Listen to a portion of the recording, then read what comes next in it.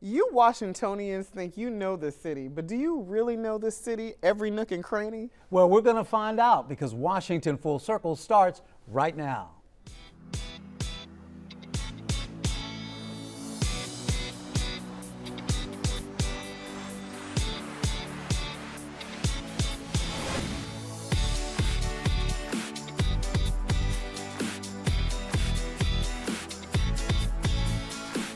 Welcome to Washington Full Circle. I'm Furman Patterson, joined by Tamika Felder. And today's show is all about hidden gems and delightful deals. And we've also got some behind-the-scenes VIP access to DC's largest entertainment arena. That's right, Furman, and you're a native Washingtonian. Let's see if any of these are on your list. I've checked out this gem of a location, and it isn't exactly hidden, but it's one of our nation's treasures that we should take for granted and visit often. It's been front and center in movies like National Treasure and mentioned in TV shows like Finding Your Roots and Who Do You Think You Are? But did you know that everyone has access to the National Archives? Not only to see a treasure trove of America's historical records, but to research and find your own. Welcome to the National Archives, where visitors explore our nation's history through photos, documents, and records. The historical documents at the National Archives tell the story of America's history as a nation and people. The National Archives holds what we call the Big Three, the Charters of Freedom. It's the Declaration of Independence, the Constitution, and the Bill of Rights. And these are our nation's founding documents. And that's often what people come for. And they think we have 3 documents, but we actually hold 10 billion pages of records. Records are also kept at several other storage facilities around the U.S. that can also be visited just like the National Archives. But it's worth a trip to take advantage of the National Archives, where more than 1 million people visit each year. There's no denying it, the Charters of Freedom are the main attraction here at the National Archives, but there's so much more to see. But don't just stop there. Stay and research the historical documents of your family. That's right, there's a whole history of you, and you can get started right before you arrive online. We take research seriously. Laid end to end, the sheets of paper in the archives holdings would circle the earth over 57 times. In addition to all this paper, they have over 93,000 motion picture films, more than 5.5 million maps, charts, and architectural drawings, more than 207,000 sound and video recordings, more than 18 million aerial photographs, nearly 35 million still pictures and posters, and more than 3.5 billion electronic records. The volume grows at about 1.4 billion pages per year. Don't be afraid. Just dive right in and try it out, because you might be very surprised at what you actually end up finding. There are 4 easy steps to get started, whether online and in person. Step 1, determine your topic of interest. Step 2, gather information about your topic. Step 3, find records and information about records. Step 4, decide your visit and plan your visit. And if it's even a question, you should totally plan your visit. There you go. Your card is here. Thank you. Thank you so much. It's official. I'm a researcher or a budding researcher. Let's go. You always have to approach research with an open mind. You never know what you're going to find. That's what we always tell folks when we give our basic introductions to genealogy and how to do research at the National Archives. Always be prepared, because you never know what you're going to find. So just approach it with an open mind. Great. Well, let's get back to some more. All of the sites like Ancestry.com are free at the National Archives, and there are so many documents that are literally at your fingertips and helpful researchers to help you. And even for me, it was incredible to look up my grandmother and great-grandmother and relatives that I didn't even know about. So plan your trip today. There's so much more to learn about America's history and discover your own National Archive. Wow. You got to plan your trip. Now, you know, I'm always struck by what people find out about their ancestors. I always thought it was an expensive thing to do, but now that we hear the National Archives, you can do it there for free, I Yeah, guess. which is incredible. It's really, really a great experience. I enjoyed it, and I'm looking forward to going back and sharing the experience with my family and friends.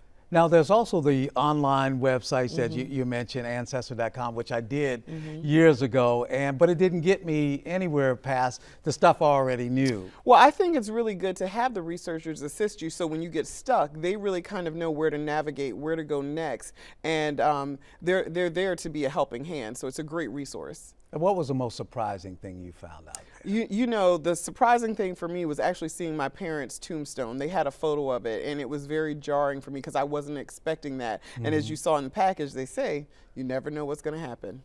Now, you know, one thing I hear now is that, you know, in the future when people do this, research their ancestors, they'll have a harder time because people aren't writing letters as much as they used to in the days, in the yesteryears. It's definitely a lost art. That's one of the reasons why the archives they've been so successful, is because they have those documents. And with the current technology of emailing and messaging, you know, I wonder what they're going to come up with to document that. But I think there's some things people probably wouldn't want documented or archived. Yeah, some of the stuff that goes across Twitter, I'm sure. Yeah. Yeah. So, okay, Furman, I've got another gem for you. I've lived in this city for almost 20 years, and I'm blown away each time I find a new spot, and especially a little place with a little solitude. I'm from the South, and sometimes I just want to find a little quiet space. So check out what I found in this amazing city of ours. Sometimes you just need a break in the day. You know, I've gone to the National Mall, gone to the Arboretum, I've even spent time in Rock Creek Park. I'm looking for a hidden gem, somewhere I can feel like I'm in another world, that I've left the hustle and bustle of the city. And I keep reading about this one place, Roosevelt Island, a true hidden gem. Oh, this looks so good. That's where I'm going, Roosevelt Island. Hey Tamika, what can you even do there? I don't know, but I'm about to find out.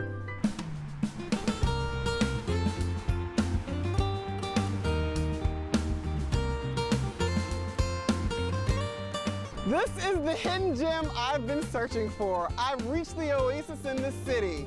I'm the only one here. Oh, besides Teddy, of course. Come on. In the 1930s, landscape architects transformed Mason's Island from neglected, overgrown farmland into Theodore Roosevelt Island, a memorial to America's 26th president. They conceived a real forest designed to mimic the natural forest that once covered the island. Today, miles of trails through wooded uplands and swampy bottomlands honor the legacy of a great outdoorsman and conservationist. Theodore Roosevelt Island sits in the Potomac River near the Key Bridge. While the only way to reach the island is by land from the Virginia side off of the George Washington Parkway, the island itself is actually a part of Washington, D.C. Over 160,000 people visit this tiny island every year that is open year-round from 6 a.m. to 10 p.m. Even on a cold and damp day like today, it's worth a trip to Roosevelt Island. It's just so beautiful, so peaceful, and sometimes you just need to get away. I don't know if you can hear the woodpecker pecking away, but you're at one with nature here on Roosevelt Island. President Theodore Roosevelt was known for notoriously dragging diplomats and government officials on tough hikes through the area's wildlands. Remember that when you take a trip to Roosevelt Island to hike, run, or just take in the sights and sounds.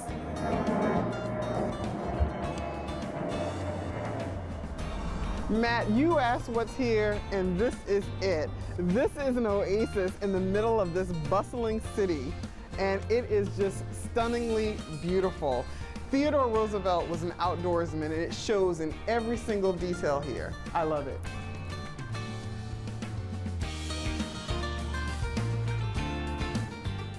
Wow. Great experience. I mean, you could hear a woodpecker just pecking away. That's how quiet it was. Now, truth be told, I did visit as a kid in elementary school, but I completely forgotten about the island. All I remember was that it seemed like a jungle. I was in the middle of a jungle. Yeah, I mean, it really feels like you're in a part of a jungle or a forest, and you're away from everything, but it is breathtakingly beautiful.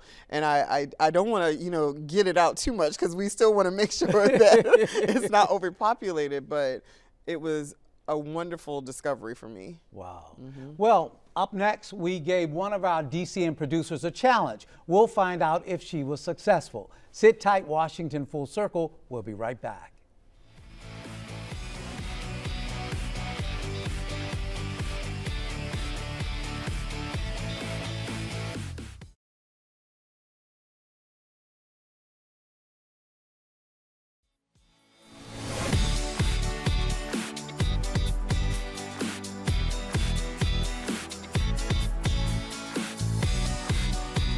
Welcome back to Washington Full Circle. There's no denying it. City living can be expensive, but there are a lot of fun, inexpensive things to do if you just know where to look. But how many can you do for $40 or less? Our Lindsay Washington is up next for the challenge. What if you only had 6 to 8 hours to spend in DC and $40 to your name? For a lot of things in DC, you're gonna need cash, so a good place to go is an ATM before you head out. Metro also has an unlimited day pass that you can use for $14.50 to get to all the incredible places around DC. Did you know you can get a $10 all-day Capital Bike Share bike pass and use your bike to explore all the great sites around DC? This is the National Gallery of Art. It's one of the many amazing places you can visit in DC that's absolutely free. Come on.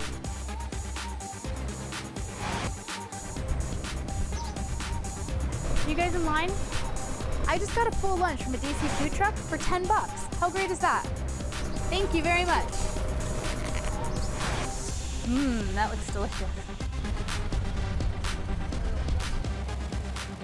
And so we're trying to find something for $5. Yeah. I just got this fantastic t-shirt from one of these street vendors for $5.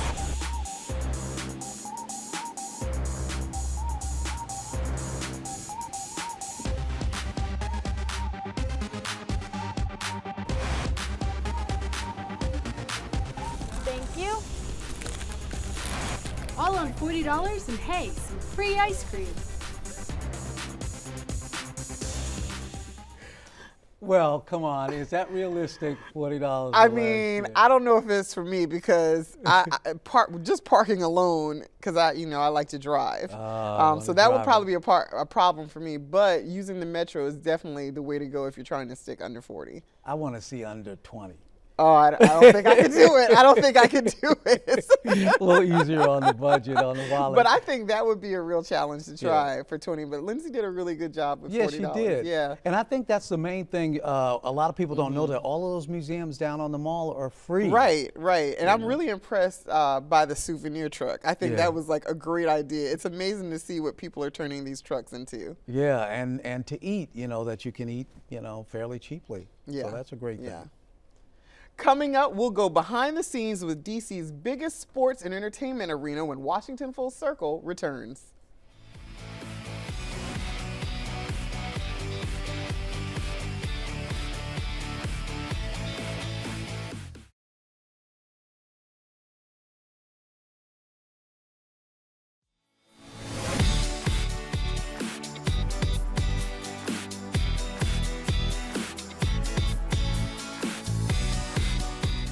Welcome back to Washington Full Circle. It plays host to some of the hottest tickets in town, concerts, sporting events, even monster truck jams. And sometimes there's a really tight window between the end of one event and the start of another. So how do the folks at Verizon Center keep it all moving? DCN's Matt Granato went behind the scenes to find out.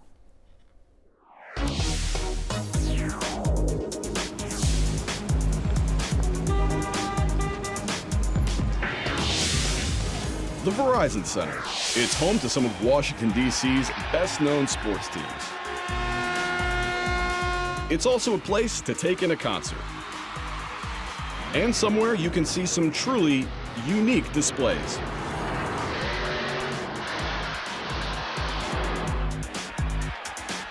Averaging more than 200 events each year, how is it this arena in the heart of DC is able to be all of these different venues, sometimes even in the same day? The man in charge of making sure it all goes off without a hitch takes us behind the scenes. My name's Adam Sinclair. I'm the Vice President of Operations for the Verizon Center. I oversee basically all the day-to-day operations. That can include anything from turning these flooring stacks into a pro basketball court to making sure every single seat is clean before doors open and fans come flooding in. Long jumper for two. All our sporting events, concerts, circus, horse show, trade shows, conferences. Each event obviously has their own setup. Our professional games have a bit more of a complex setup based on probably our VIP seats and just the tickets that are sold. Now, right here at Center Ice is where the action takes place during the game. But it's afterwards where the work begins to make the Verizon Center a multi-purpose venue. On the days the arena plays host to two different professional sporting events, the stakes are high and the deadlines are tight. We've run into situations where we're changing from hockey to basketball or vice versa, and literally as doors are opening, we're still, trying to finish off the set and put glass up or, get the floor mopped or those types of things. So sometimes it gets really tight. The entire process of converting the arena can take about 4 hours. Doing so is a carefully choreographed operation requiring skill, communication, and experience. Once the fans have left, the courtside seats are removed, making way for the floor to be picked up and the ice hidden below revealed. Next, crews install the glass and smooth over the ice, making it game ready. All just in time for the doors to open and the excited fans to take their seats. A lot of people think that we put the ice in and out every night. Typical ice making process is about 2 days to do it from start to finish. We've done it in 18 hours, but typically it goes into the start of the season. There may be a month where we don't have a hockey game, so from a cost savings perspective, we'll take the ice out. And keeping that ice frozen, smooth, and ready for skates throughout all of Verizon Center's events calls for a tailor-made covering. It gets covered with an insulator. It's a 4x8 sheet of a fiberglass composite, and that goes directly on top of the ice. So we cool the ice from underneath, we insulate it on top, and that kind of keeps the buffer of the ice there. The basketball floor goes right on top of that. That insulation protects the ice from a lot more than just the basketball court. More complex events, such as the Monster Jam, require 60 dump truck loads of dirt piled on the arena floor. Even once it's over, the staff will spend weeks cleaning up the residual dust. And as challenging as that sounds, there's something else that creates bigger headaches for Adam and his team. Game always goes into overtime when you're going to have a big change. And there's also instances where going from hockey to basketball, and depending on the temperature and the humidity, there's all sorts of factors you have to weigh in terms of making sure that the floor is presentable. As difficult as it can be to manage, Adam says there's also a big payoff in making these huge events come to life. And you open your doors to a group of 15 to 20,000 people every night, and no 2 days are the same, and that's kind of what makes it exciting. We're here so much that it's like you're home away from home, so when events go off successfully, that's certainly gratifying.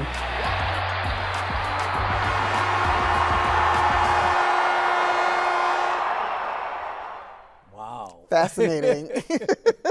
Yeah, I heard that they literally have like 10, 20 trucks that come in to like make all this stuff happen. It's fascinating. And it's interesting, like when the game does go into overtime, it probably just, everyone goes into a panic thinking, oh no, we need that time, we need that time. Right, yeah. I've been to, I think, at least one sporting event, at least one entertainment thing, and a circus, and a horse show. So I've circus, a concert, and a sports. I think I want to go to a hockey game or something though. Yeah, sit near the glass where they come crashing in with all the blood. That'd be fun. Yeah, right. Well, that's it for now. Thanks, Furman, for joining me today, and thanks to you for watching. We'll see you again next time.